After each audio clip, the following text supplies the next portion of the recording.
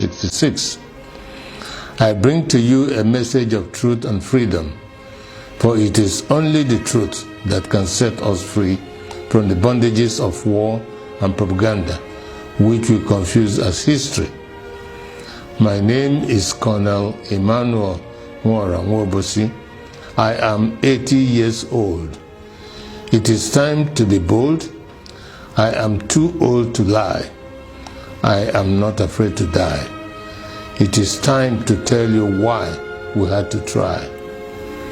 I am the last of the original coup plotters of January 15, 1966 with Major Chukwuma Kaduna Nzogu. I knew Nzogu well. We went to school together. We trained together. We trained at Sandhurst Military Academy, UK. We lived together.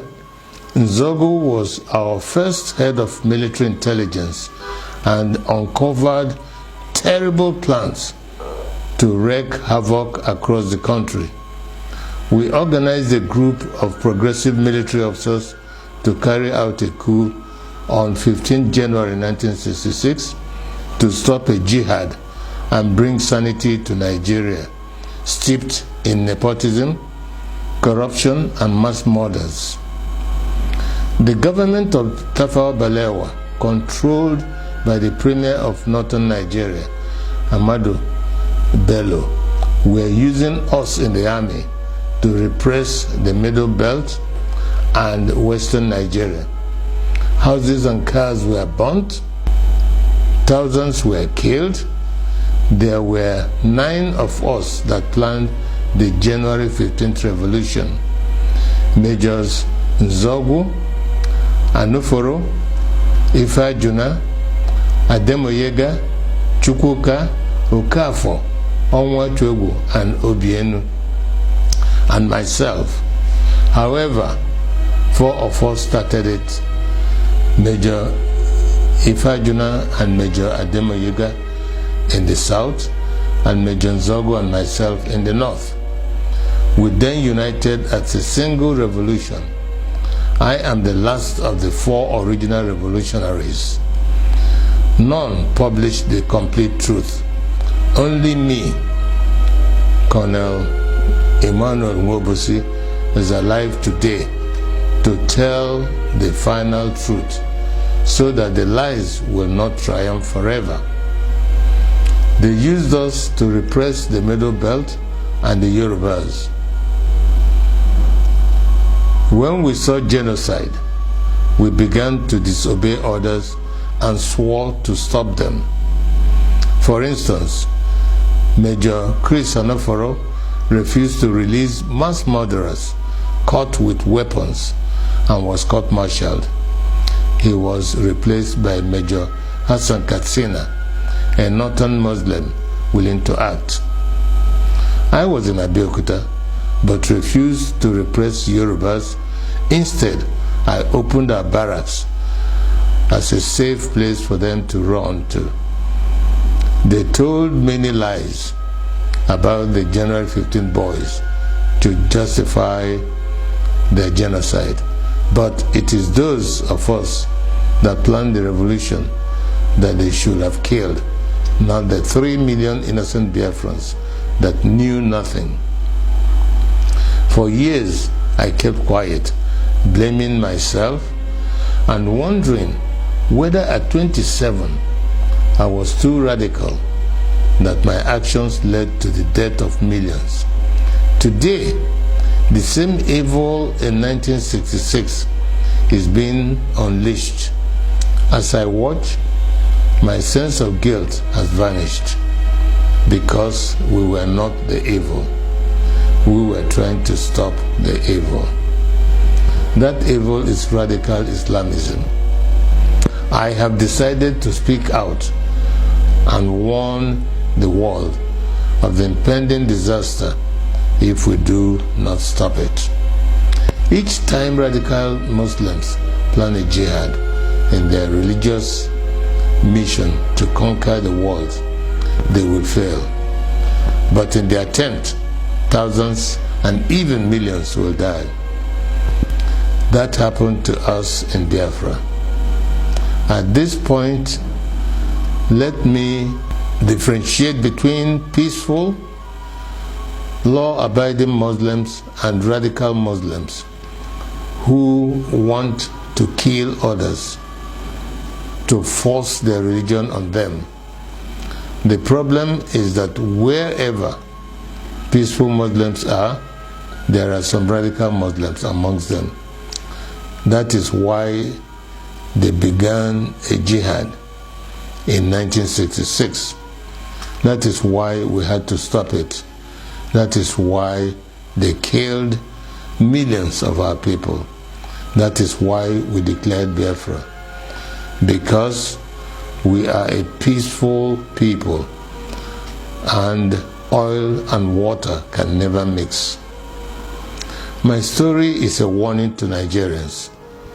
For years, I was prevented from speaking the truth by exile, prison, harassment, poverty, surveillance, and death threats held over many of the actors like Ojukwu, Zik, Awolowo, Ibiam, and the January 15 boys that survived. But as I watch today, many of the events that led to the revolution are happening again, like Boko Haram, Fulani militia, Niger Delta militants, Shiites, IPOB, and mass murders. Some people think we acted wrongly in carrying out the January 15th revolution, but they may not be fully aware of the realities then. We were trained by the British to be patriotic, to give the ultimate sacrifice for Nigeria, and to stop anyone acting against the nation. Instead of our leaders using us to defend Nigeria, they were using us to suppress the citizens.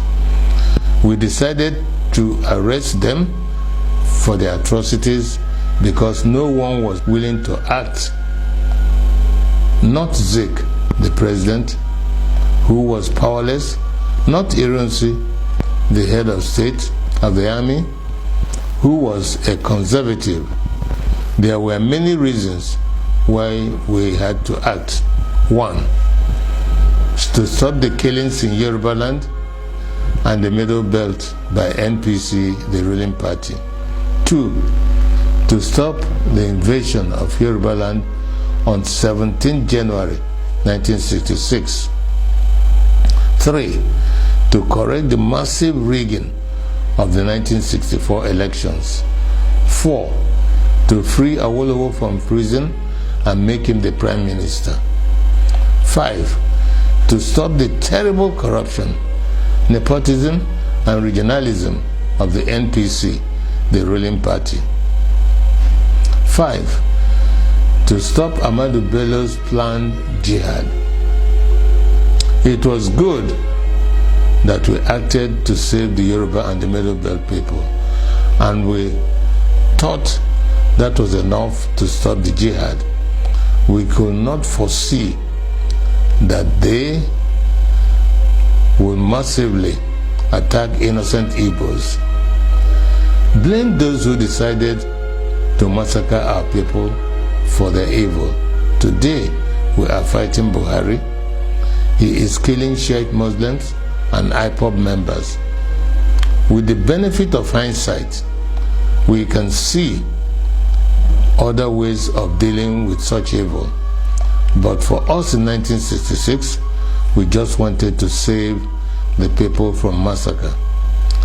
I wish to congratulate Nnamdi Kanu and IPOB for the good work they are doing to free our people from Nigeria and radical Islamism. Many of our people do not understand how vast IPOB is as an organization and the quality of the people that run it. On arrival in Israel, I started meeting high-quality professionals, and I was amazed. I don't know how IPOB united power professionals abroad, power traders at home, and ordinary people from market women to even riff-raff, all under one IPOB family with worldwide radio and television.